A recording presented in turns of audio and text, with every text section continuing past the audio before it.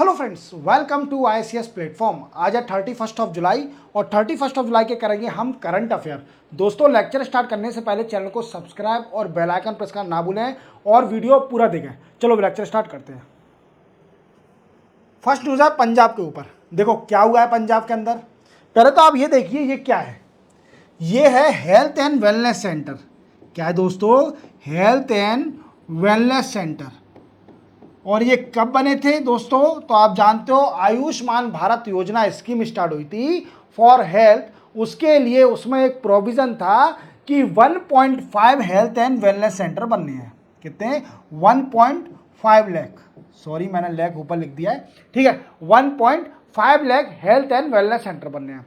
अब अभी मोदी सरकार ने क्या किया है दोस्तों कि मोदी सरकार ने इसका नाम चेंज कर दिया है और हेल्थ एंड वेलनेस सेंटर को आप जानेंगे आयुष्मान आरोग्य मंदिर। अब इस नाम के कारण कई सारी कंट्रोवर्सी हुई इन डिफरेंट स्टेट। क्या बोला स्टेटों ने कि अगर जो मंदिर वर्ड लगा है ये क्या होगा, एक रिलीजन से कनेक्ट हो जाएगा। व्हाट आई मीन्स, उनका कह रहा था कि जो हिंदू धर्म है, हिंदू धर्म से ये मंदिर कनेक्ट हो जाएगा और ये हेल्थ से रिलेटेड स्कीम है, इसमें हर कम्युनिटी का आदमी जाएगा तो मंदिर से एक डिस्क्रिमिनेशन होगा। कई सारी स्टेट ने बोला, पर इस सेंटर नहीं मानी। आपको हेल्थ एंड वेलनेस सेंटर का नाम चेंज करना ही पड़ेगा। आपको उसका आयुष्मान आरोग्य मंदिर करना ही पड़ेगा। क्लियर? अब पंजाब में क्या हुआ? पंजाब का फंड रोक दिया, हेल्थ का फंड। अरे सर, पिछली लेक्चर में तो आपने बताया था कि एजुकेशन का फंड रोक दिया, समग्र शिक्षा अभियान।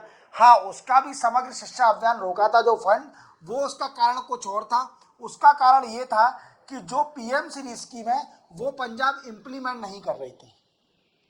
अब ऐसा ही इसमें हो रहा है कि जो हेल्थ का फंड है सेंट्रल गवर्नमेंट ने पंजाब के लिए रोक दिया है।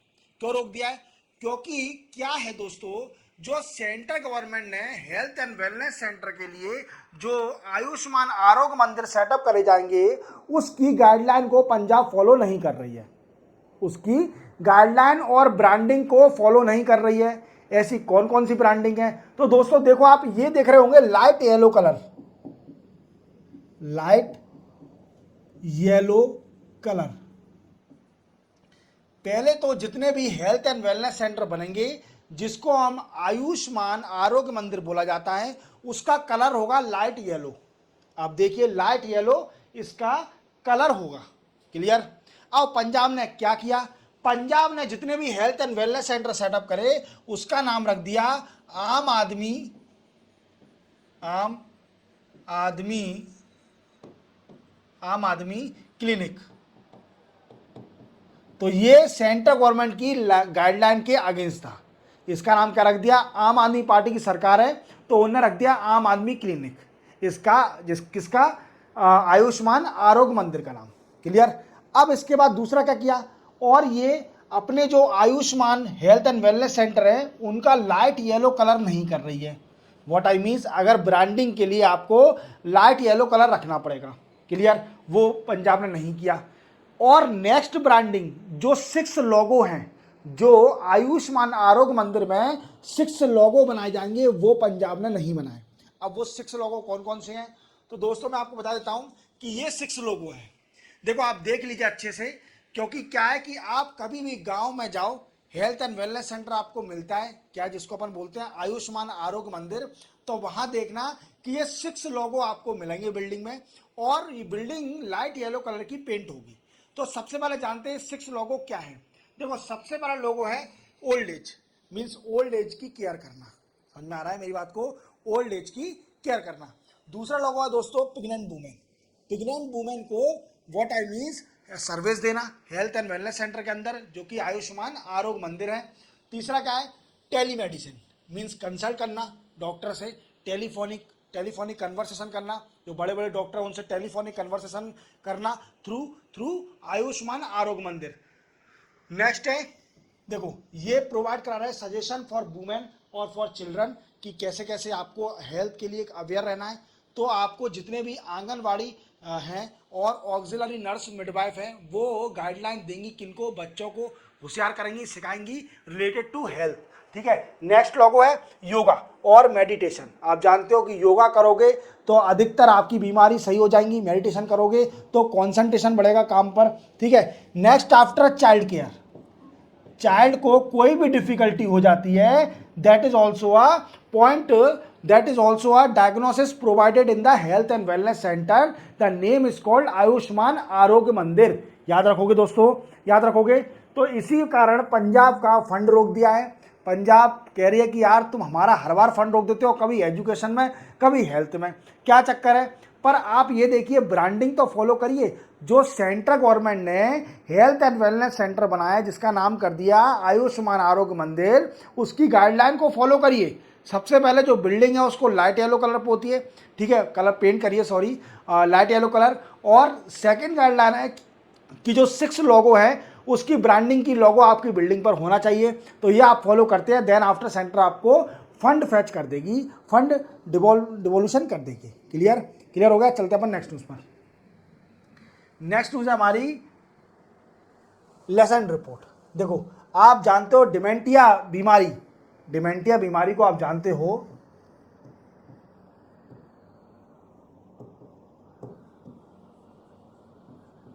डिसीज जानते हो।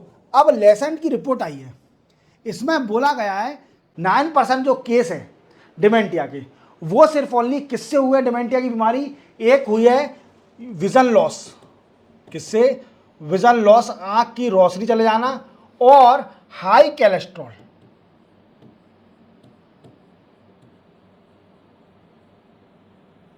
हाई कोलेस्ट्रॉल की, विजन लॉस और हाई कोलेस्ट्रॉल। और we can say it's a low density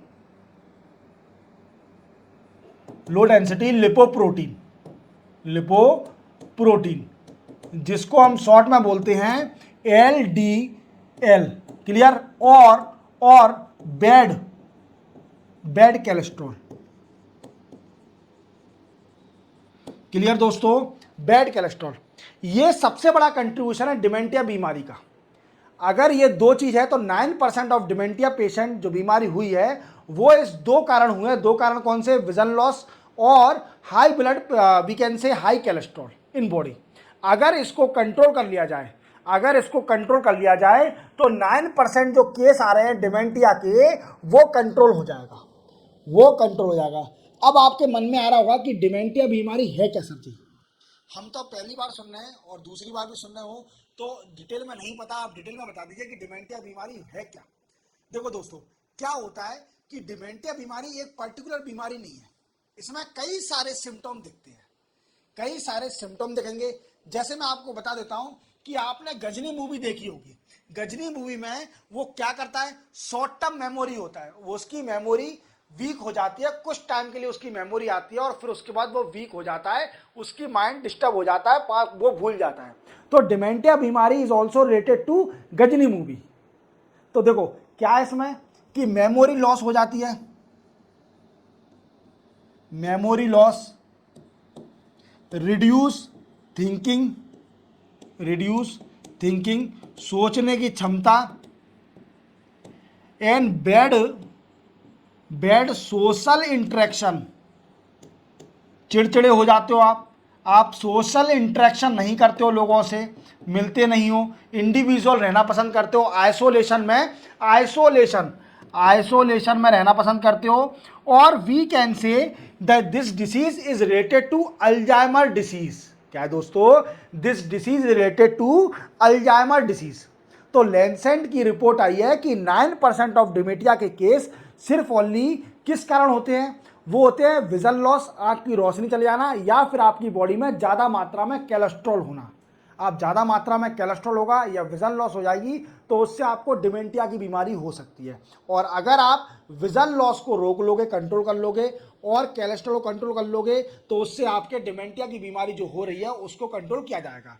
dementia बीमारी क्या है मैं आपको बताता हूं, ये कोई पर्टिकुलर बीमारी नहीं है, ये ग्रुप ऑफ सिम्टम बीमारी है। जैसे गजनी मूवी आपने देखी होगी, जो शॉर्ट टर्म मेमोरी लॉस हो जाता है उसी को बोलते हैं डिमेंटिया और अल्जाइमर डिसीज। समझ में आया मेरी बात को, समझ में आया। अब सुनो मेरी बात, मैं आपको और बताता हूं कुछ थोड़ा। अब देखिए, सबसे पहले क्या है कि हमें इसके सिम्टम जान लेते हैं। कि इसके सिम्टम क्या क्या होंगे और क्या क्या हो सकता है सिम्टम में। तो देखो सबसे पहले ये बीमारी होती किससे है, देखो इसके फैक्टर क्या है। तो इसके कई सारे फैक्टर है दोस्तों, इस बीमारी के फैक्टर जान लीजिए। फैक्टर है इसके सबसे पहला ओबेसिटी, क्लियर, मोटापा। देन आपकी जो education, low education, we can say low education, high cholesterol,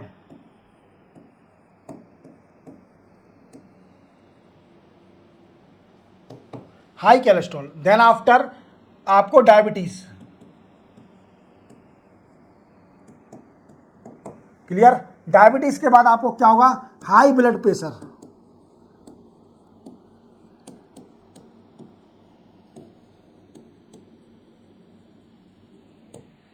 high alcohol consumption, alcohol consumption, ज्यादा अल्कोहल कंज्यूम करते हो। फिजिकल इनएक्टिव, फिजिकल इनएक्टिव, देखो दोस्तों ईटीसी, ये कई सारे फैक्टर हैं जो डिमेंटिया आपको हो सकता है इससे। मुझे तो लगता है जितने भी मैंने आपको फैक्टर बताए हैं ये सबसे बड़े फैक्टर है हर बीमारी के, ये कॉमन फैक्टर बताए हैं। तो लैंसेट की रिपोर्ट आई है जिसमें बोला गया है कि दो फैक्टर सबसे बड़े रीजन है 9% ऑफ डिमेंटिया के केस होने के, समझ आ रहा है। और देखना हाई कोलेस्ट्रॉल से सिर्फ ओनली 7%, सिर्फ हाई कोलेस्ट्रॉल के केस है 7% of dementia case.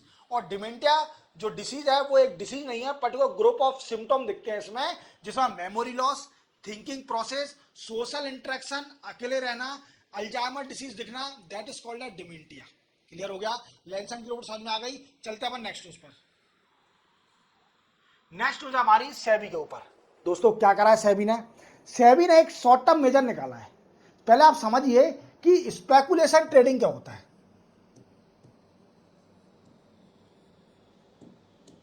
Speculation trading,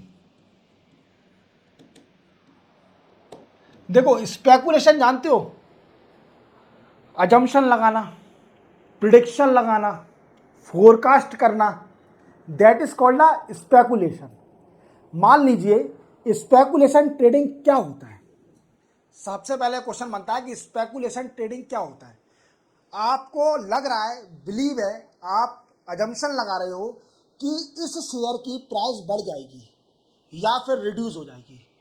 आप इस अजम्पशन के कारण, इस बिलीव के कारण आप जब शेयर खरीदते हैं, स्टॉक खरीदते हैं, असेट खरीदते हैं, कि आपको लगता है कि इसकी वैल्यू बढ़ जाएगी इन फ्यूचर, या फिर आपको लगता है कि इसकी वैल्यू गिर जाएगी, तो आप उसको बाय कर देते हो, बेच दे देते हो, तो उसको बोलते हैं स्पेकुलेशन, स्पेकुलेशन ट्रेडिंग, और we can say speculative trading.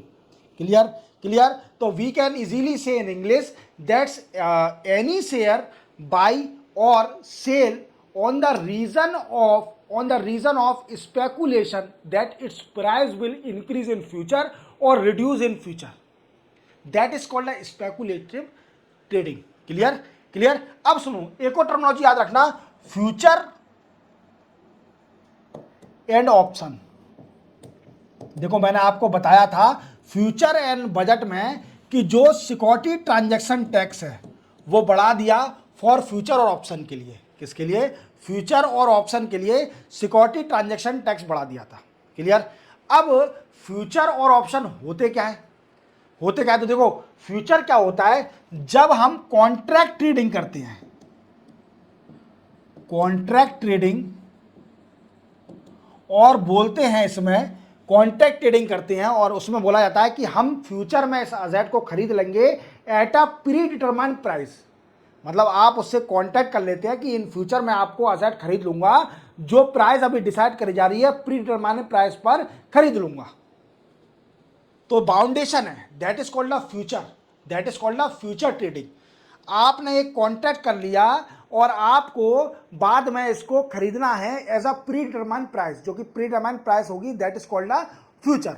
और ऑप्शन क्या होता है, that is also a part of contract trading in which you are not obligated to purchase और बाई अ पर्टिकुलर शेयर और asset at a predetermined price. आपने contact तो कर लिया, पर आप ऑब्लिगेशन नहीं है आपके ऊपर कि आप खरीदोगे या बेचोगे asset at a predetermined price के ऊपर, जो पहले डिसाइड करिए। तो that is called a future option.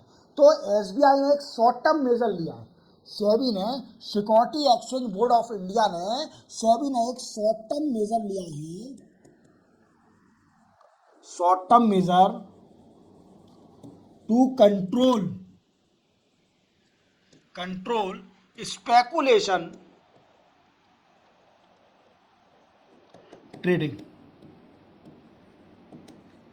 Clear मेरे दोस्तों, क्लियर। स्पेकुलेशन ट्रेडिंग को कंट्रोल करने के लिए सेबी ने शॉर्ट टर्म मेजर लिया है, इसको रोकना है, क्योंकि इससे क्या होता है कि स्पेकुलेशन ट्रेडिंग करोगे तो लॉस भी हो सकता है।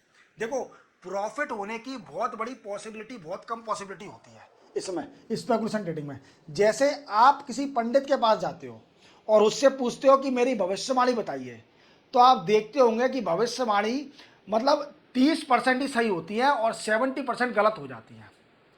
ऐसे ही कुछ लोगों को लॉस हो जाता है अगर वो स्पेकुलेटिव ट्रेडिंग करता है। तो समझ में आया मेरी बात को। चलते अपन नेक्स्ट न्यूज़ पर। नेक्स्ट न्यूज़ है, और नेक्स्ट न्यूज़ है हमारी यूएसए। यूएसए ने क्या करा, यूएई को डिस्प्लेस कर दिया है और यूएसए बन गई है second largest provider LNG to India. India को second largest provider of LNG means USA ने, पहले यूएई 2023 का डेटा बता रहा हूं मैं आपको। 2023 में क्या है कि यूएसए ने टेक ओवर कर लिया है यूएई को, जो यूनाइटेड अरब एमिरेट्स है, जिसमें कि इंडिया को सेकंड हाईएस्ट एलएनजी प्रोवाइड करा रही है, लिक्विफाइड नेचुरल गैस प्रोवाइड करा रही है। Clear clear. पहले कौन 2022 में यूएई सेकंड नंबर पर थी, अब यूएसए ने उसको टेक ओवर कर लिया है और नियरली कितना 3.01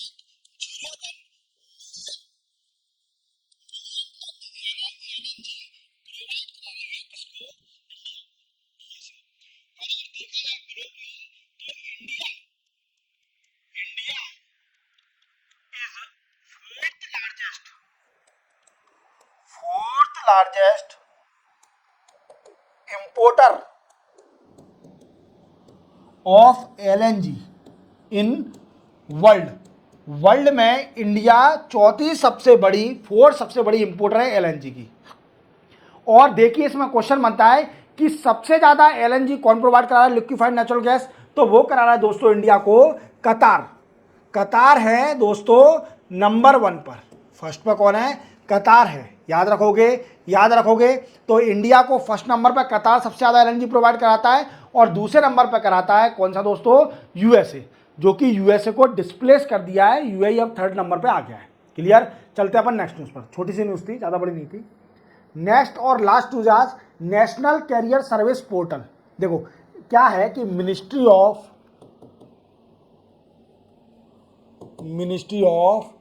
लेबर